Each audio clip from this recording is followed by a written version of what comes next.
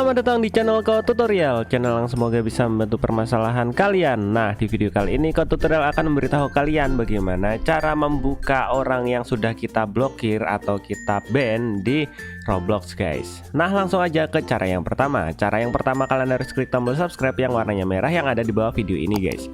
Nah, setelah itu kalian login ke Roblox kalian. Nah, di sini Ko Tutorial udah login ke dalam Robloxnya Ko Tutorial dan kayak gini tampilannya.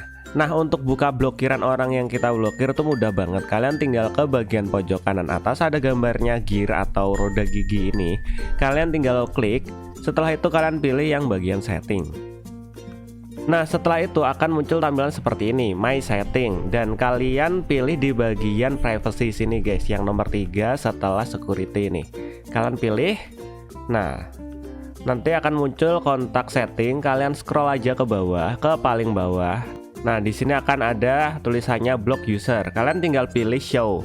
Yang bagian hitam ini, yang kanan sini kalian pilih bagian show. Nah, di sini nanti akan ada orang-orang yang kalian blokir. Nah, jika kalian ingin unblock atau melepas blokirannya, kalian tinggal klik unblock, guys. Nah, di sini Ko Tutorial itu ada ngeblok 2 orang, yaitu Kambing Air dan Bogo Cheese. Nah, kita tinggal unblock aja, guys, untuk membuka blokirannya. Kita unblock dan kita unblock. Udah deh, orang yang kita blokir udah terunblock.